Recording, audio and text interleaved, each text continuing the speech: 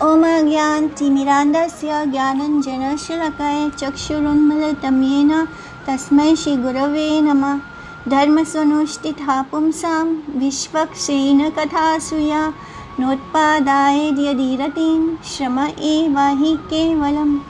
The occupational activities, जो हम मनुष्य द्वारा जो अपने पद के अनुसार संपन्न की गई वृत्तियाँ हैं, ऑक्यूपेशनल ड्यूटीज़ हैं, एक्टिविटीज़ हैं, वो यदि वो भगवान के संदेश के प्रति अट्रैक्शन, आकर्षण उत्पन्न ना कर सके तो वे क्या है, निरी व्यर्थ का श्रम होता है। जैसे हम अलग अलग काम करते हैं, ऑक्यूपेशंस में होते हैं, और जो ग्रॉस मटेरियलिस्ट हैं वो कुछ और देखते ही नहीं, वो शरीर के आगे कुछ देखना, सुनना या समझना ही नहीं चाहते। वो बस ये सोचते हैं कि ये शरीर ही सब कुछ है, इसके सुखी होने से ही हम सुखी हैं। जैसे कि लोग बस अपने सेंसेस को ही सेटिस्फाई करने में लगे रहते हैं, और अगर वो थोड़ा सा अपने आप को और अपने सेल्फ सेंटर्ड होने से थोड़ा सा और आगे बढ़ते हैं तो अपने घर के पड़ोसियों के लिए, अपने रिश्तेदारों के लिए कुछ करते हैं। उससे थोड़ा आगे बढ़ते हैं तो अपने समाज के लिए कुछ करते हैं, या माने जिस समाज में वो जन्म लेते हैं। जैसे अगर कोई गुजराती हो तो गुजराती के लिए करेगा, कोई मारवाड़ी हो तो मारवाड़ी समाज के लिए करेगा, कोई सिंधी हो तो सिंधी समाज के लिए करेगा। माने ये थोड़ा सा वो उनका सेल्फिशनेस थोड़ा सा और एक्सटेंड हो रहा है। ये कोई हम सेल्फलेस नहीं हो रहे हैं, हम बस अभी भी अपने लिए ही कर रहे हैं। या फिर हम अपने कम्युनिटी के लिए करने के बाद हम सोचते हैं चलो अब हमें अपने देश के लिए करना चाहिए, तो ये भी एक सेल्फिशनेस है, क्योंकि हम अपने लिए ही कर रहे हैं। उससे आगे बढ़ते हैं तो हम संसार के लिए कुछ करना चाहते हैं, यूएन नेशंस के लिए जैसे कर रहे हैं, तो हम वर्ल्ड के लिए कुछ करना चाहते हैं। तो ये सब कुछ कहाँ एक्सटेंड होता है, बस शरीर को कैसे सुखी किया जाए, शरीर को सारे रोग या तकलीफ़ों से कैसे मुक्त किया जाए। तो ये सब कुछ शरीर के लिए ही हो रहा है, ग्रॉस बॉडी के लिए ही हो रहा है, उसके कंफर्ट के लिए ही हो रहा है। और अगर वो थोड़ा और मेंटल स्पेकुलेशन करते हैं तो क्या करते हैं, वो पोइट्री की रचना करते हैं या फिलॉसफी प्रोपेगेट करते हैं, या कि हाँ ये होना चाहिए, वो होना चाहिए, ऐसे दिखाते हैं जैसे कि वो संसार के लिए कर रहे हैं। जैसे कि श्री गुरुदेव एक एग्जाम्पल देते हैं कि एक लेडी जिसने बहुत सारे गहने पहन रखे हैं, और अगर वो स्विमिंग पूल के पास चलते चलते उस स्विमिंग पूल के अंदर गिर गई, तो दूसरा व्यक्ति क्या करता है, वो उसके गहनों को निकालने की, वो उस स्त्री को बचाने की जगह वो गहनों को बचाने की कोशिश करता है। तो इसी तरह हम अपने आत्मा को बचाने के बदले हम इस शरीर को पोषण देने में लगे हैं। हम ये भूल गए हैं कि हम क्या हैं, हम ये शरीर नहीं है। ये शरीर जो जिसे हम ग्रॉस बॉडी कहते हैं, वो 5 महाभूतों से बना हुआ है। जल, पृथ्वी, वायु, आकाश, इससे बना हुआ है, अग्नि। तो ये 5 महाभूतों से बना हुआ ये शरीर है, और इसके अंदर मन, बुद्धि, चित्त, अहंकार है।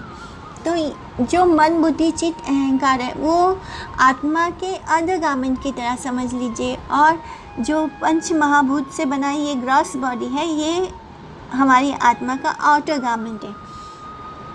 तो ये जो इनर गारमेंट है और जो आउटर गारमेंट है, ये दोनों ही जड़ वस्तु हैं। इन सब के बीच में कौन है, वो स्पार्क, वो आत्मा है जो इस पूरे बॉडी को ये कर रहा है, अपने प्रेजेंस से एनलाइटन कर रहा है। तो हम उस आत्मा को संतुष्ट नहीं कर रहे हैं। जैसे कि कोई पक्षी हो, पिंजरे में बंद हो, उस पिंजरे को हम सोने से बनवा दें, उस पर हीरे मोती जड़ा दें, उसको खूब सुंदर से सफाई करके रखें, लेकिन अगर हम उस पक्षी को पर ध्यान ना दें, उससे हम बाहर से उस पिंजरे को कितना भी महंगी चीज़ों से सजा दें, लेकिन वो उस पक्षी को कोई सुख संतुष्टि नहीं देगा। इसी तरह अगर हम बाहर से अपने शरीर को कितना भी सुख देने की कोशिश करें, वो सुख हम तक नहीं पहुंचेगा, क्योंकि हम एक स्पिरिट सोल हैं। और इस मटेरियल बॉन्डेज में रहकर हम कभी भी सुखी नहीं हो सकते। हमें फ्रीडम चाहिए इस मटेरियल वर्ल्ड से, इस भौतिक संसार से हमें फ्रीडम चाहिए। तभी जब हम इस भौतिक संसार से बाहर निकलेंगे और श्री कृष्ण के पास जाएंगे, तभी हमें सुकून मिलेगा, शांति मिलेगी। तो जब तक हम भगवान को नहीं खोजते, जब तक हम भगवान से नहीं मिलते, तब तक हमें संतुष्टि या खुशी या हैप्पीनेस नहीं मिलेगा। फिर ऊपर से हम चाहे इसको कितना भी हैप्पीनेस देने की कोशिश कर लें, किसी के पास कितना भी धन संपदा क्यों ना आए, वो इस बात का गारंटी नहीं है कि वो इंसान खुश होगा। सिर्फ पैसों की भरमार से कोई भी व्यक्ति सुखी नहीं हो सकता, क्योंकि हमने सुख को शरीर से जोड़ रखा है। जब तक हम ये नहीं समझते कि ये शरीर बस एक पिंजरे के समान है और आत्मा उसमें कैद है, जब तक ये आत्मा इस मटेरियल बॉडी से बाहर निकलकर श्री कृष्ण तक नहीं पहुंचती, उनसे नहीं जुड़ती, हम चाहे कितना भी कोशिश कर लें, हम जितना भी कोशिश कर लें, वो सब क्या है, वो व्यर्थ का श्रम है। हम इस शरीर को सुख देने की कितनी भी कोशिश कर लें मटेरियल चीज़ों से, वो बस एक व्यर्थ का श्रम है। हमारी आत्मा सुखी कब होगी? जब हम भगवान के बारे में सुनेंगे, उनका नाम, उनका संकीर्तन करेंगे, उनकी डिवाइन एक्टिविटीज़ को दूसरों को बताएंगे, खुद सुनेंगे, तब कहीं जाकर हमारी आत्मा को संतुष्टि मिलेगी। हम जिनके अंश हैं, अगर हम उनसे ही दूर रहेंगे तो हम कभी भी सुखी नहीं रहेंगे। इसलिए यही सबसे सिंपल तरीका है। भगवान भी यही चाहते हैं, क्योंकि हम जब तक उनके ट्रांसेंडेंटल मैसेज को, उनके दिव्य वाणी को नहीं सुनते, जब तक हम उनके बारे में नहीं जानते, हमें सुकून नहीं मिलेगा। जब तक हम उनकी सेवा नहीं करते, इस संसार की हम कितनी भी सेवा कर लें, अपने रिश्तेदारों की कितनी भी सेवा कर लें, अपने शरीर की कितनी भी सेवा कर लें, लेकिन अगर हम अपनी आत्मा को ही भूल जाएं, हम आत्मा को छोड़कर बाकी ऊपर से सब कुछ करने की कोशिश करेंगे, तो कभी भी हमें कोई सुख नहीं प्राप्त होगा। चाहे हम कितने भी अच्छे कर्म करके स्वर्गलोक ही क्यों ना चले जाएं, तब भी वो स्वर्गलोक में भी हमारा जीवन बस कुछ समय के लिए ही होगा।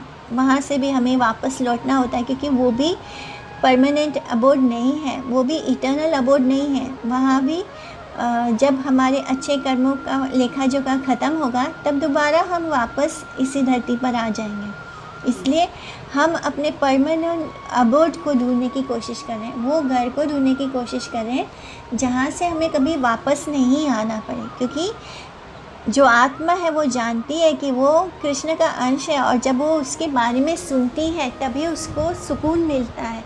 जब वो उसके पास जाने का उसके लिए मार्ग ओपन होता है भक्ति के द्वारा, तभी वो अपने आप को संतुष्ट महसूस करती है। इस तरह जो आत्मा है वो तब तक सुकून नहीं महसूस करेगी जब तक कि वो श्री कृष्ण के पास ना पहुँचे। तो इस लालायत आत्मा को पूर्ण भक्ति की पूर्ण वैज्ञानिक विधि द्वारा ही तुष्ट किया जाना चाहिए। माने श्री कृष्ण की भक्ति द्वारा ही हम इसको सेटिस्फाई कर सकते हैं। हरे कृष्णा।